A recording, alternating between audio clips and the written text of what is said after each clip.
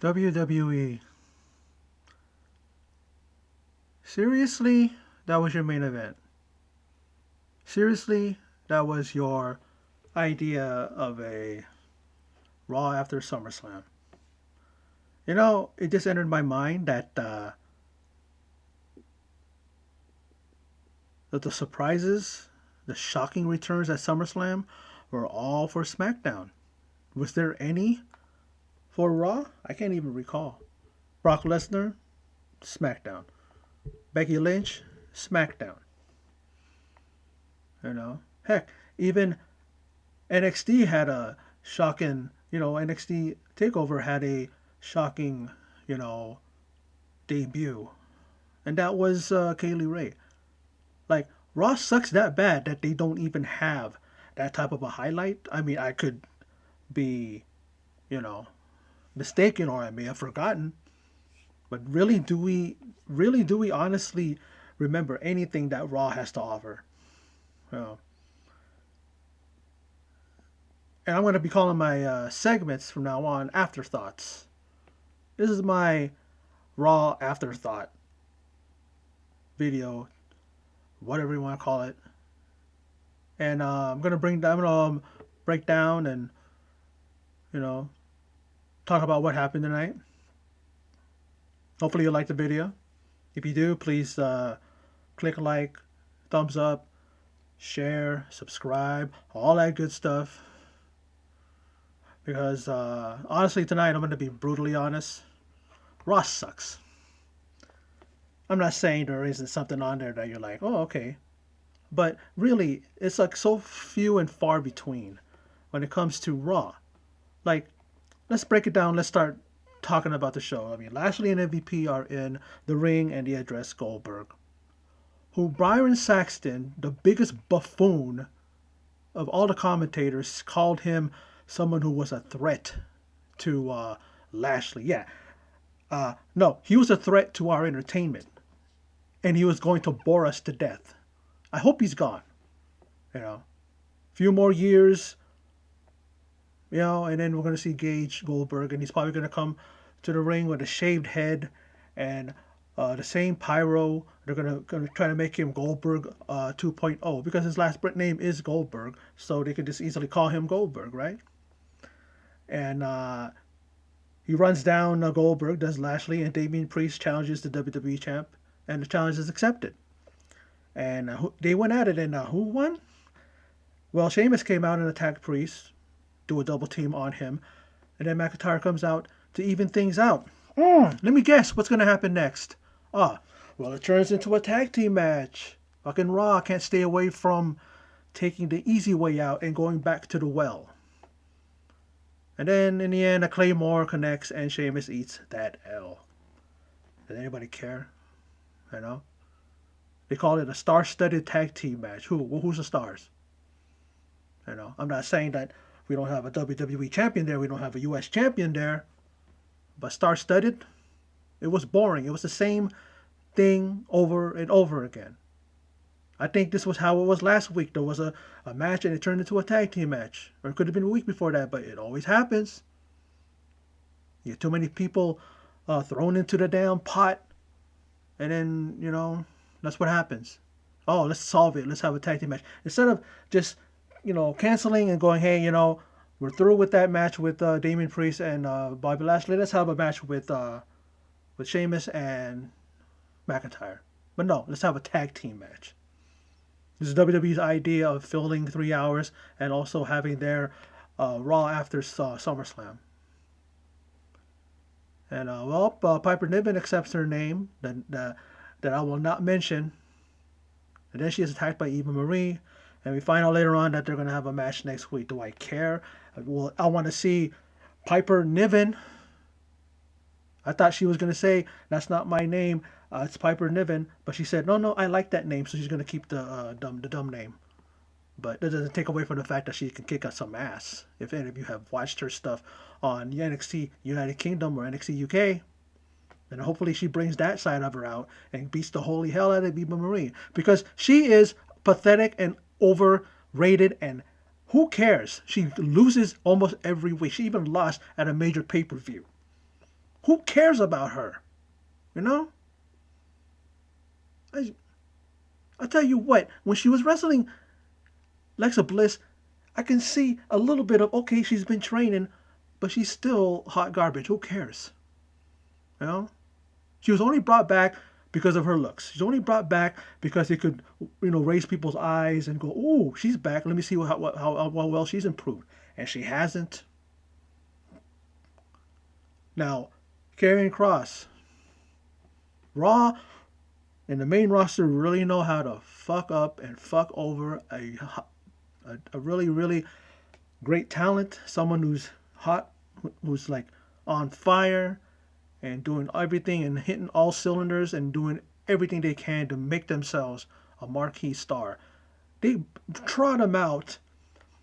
Looks like he was a guy that they were going to cast for the reboot of Gladiator. Like, I get it that he wears those shorts, those things hanging off of them that makes him look like a gladiator. But what was that thing that he was wearing? That helmet.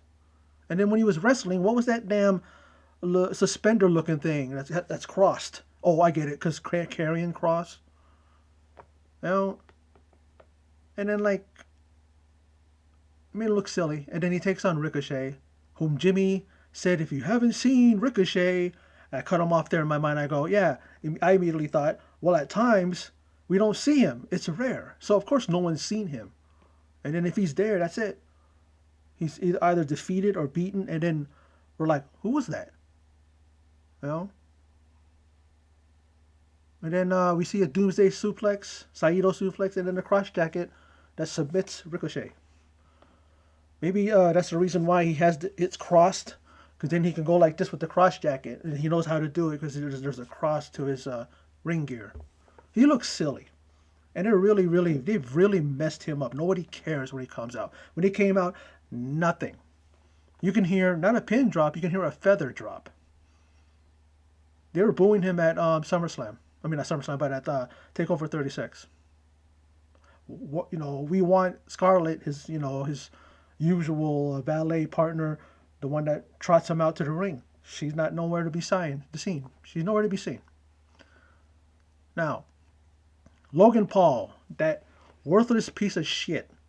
What the fuck is he doing around Raw? Around WWE? He's hanging around Raw, and then he's going to be on Morrison's dumb show, and I'm not going to say that stupid name because I hate saying that, and I skipped that shit. And then the Miz Woods match, as I'm fast forwarding, I'm oh, okay, and I'm just like, they're going to go at it, and then we see the whole thing with Elias again. So we get it. Elias is dead. We see this tombstone, the headstone. It's like, is anything going to happen with that? And are the Miz and Morrison going to split already? And then in this match, what happens? This is like last week. The Miz gets rolled up. He may have gotten rolled up last week, but he lost nonetheless because the Miz is a loser. And then I'm just like this, get on with it, and I'm just like, yeah,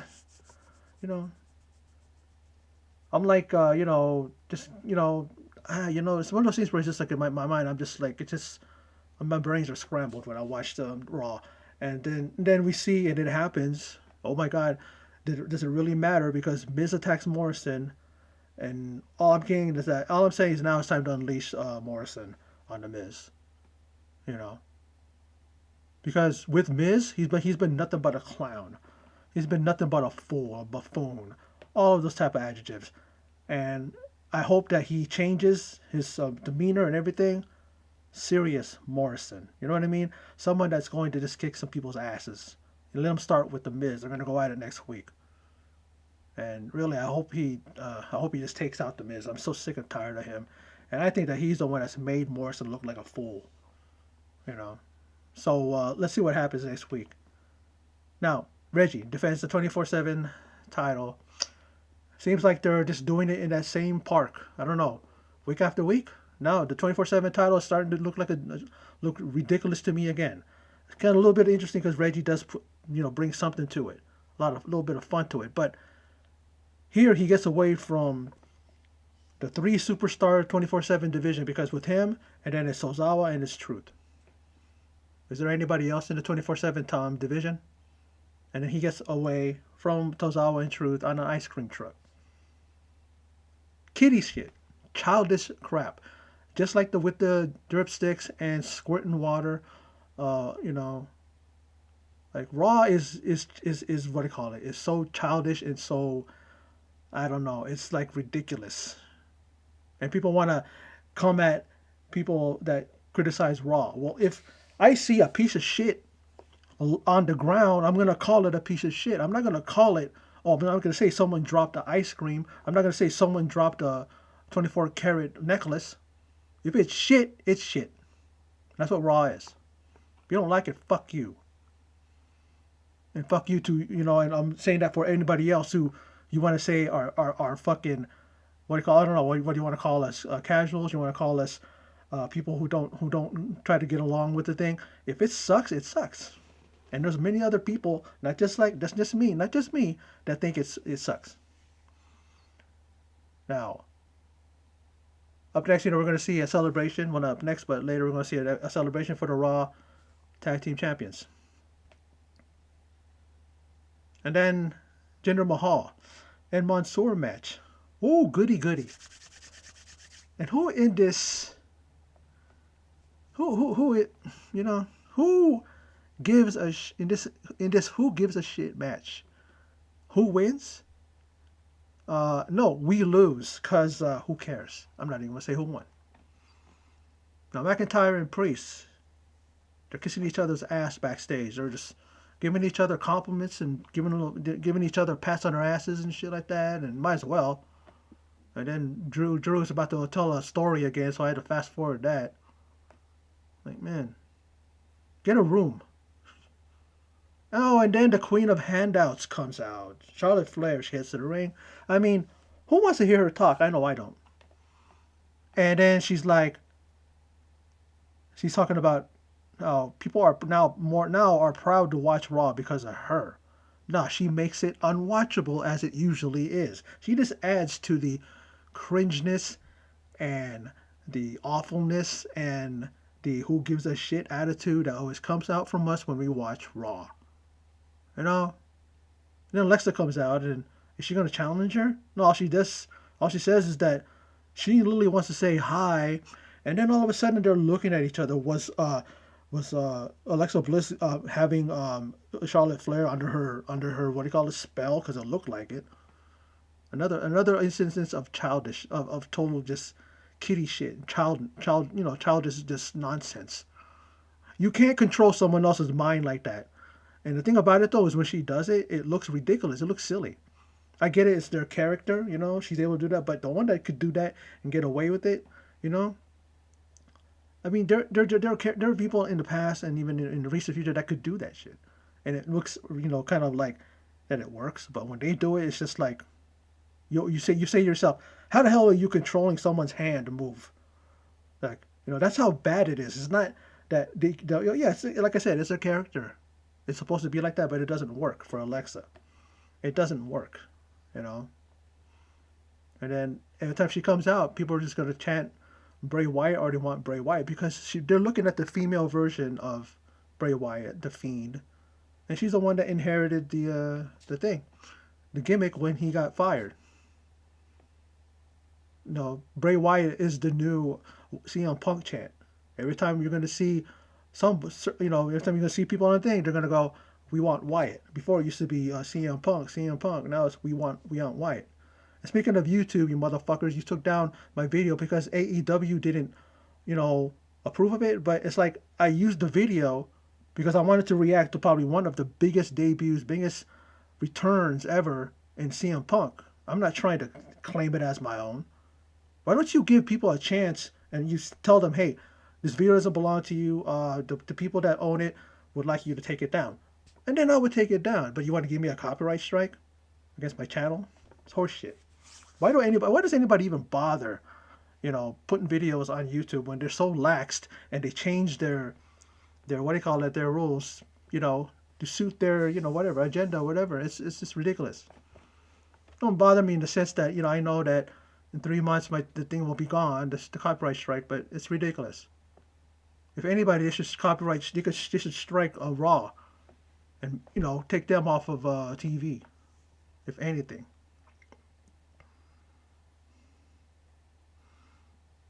And then we go Elias again. Long live Elias, the WWE superstar. He's not going to be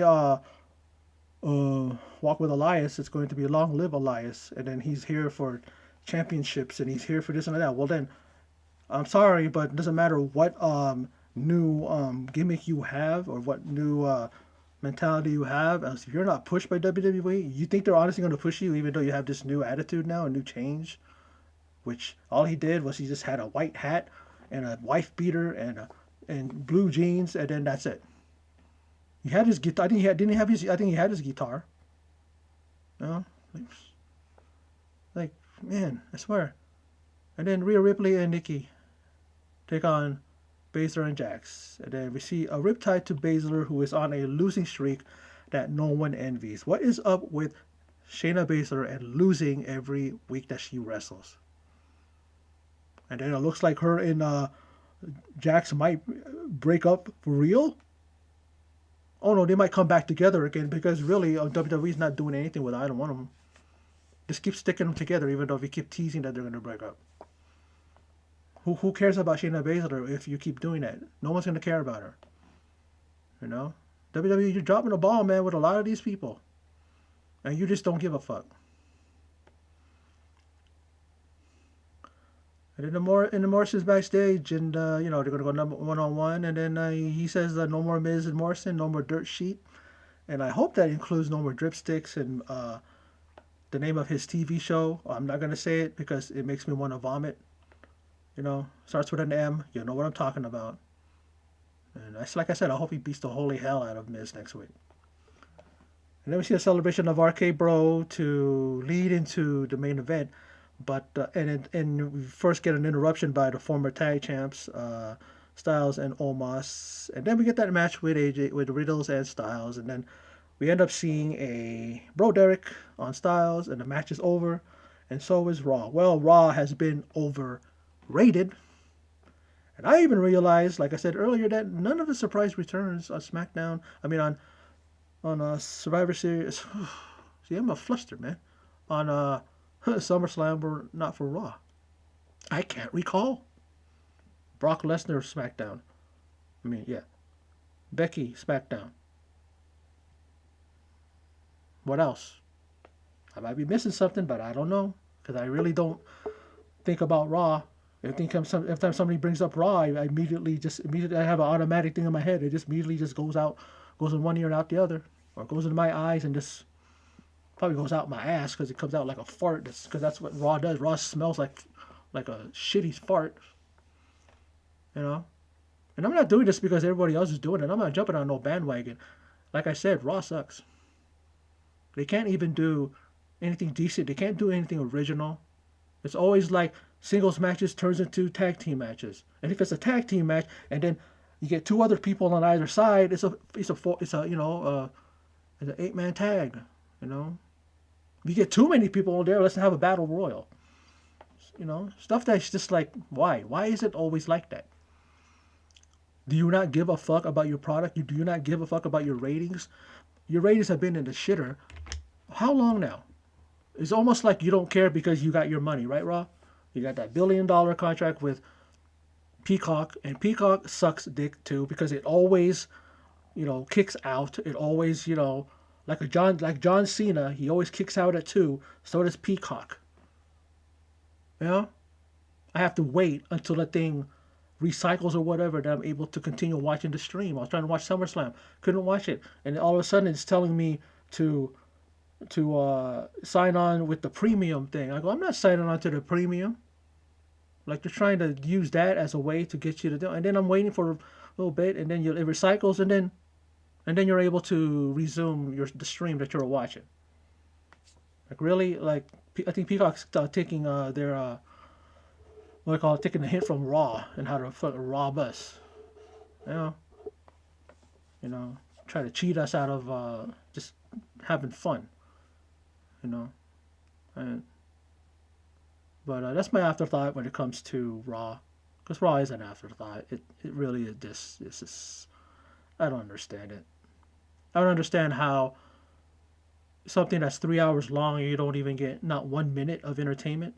Like I said, sometimes you're like, but most of the time it's like, click, fast forward, fast forward, fast forward. Okay, there's something there. Nope, fast forward, fast forward. I mean, I try not to fast forward through the entire thing. I try to at least see if I can get a gist of what happened, because then at least I'll have something to say about it.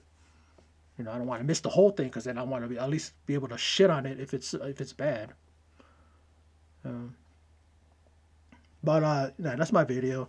Gonna end it here. So for those of you who stopped by, check out my video. Appreciate it. And in closing, as always, take care.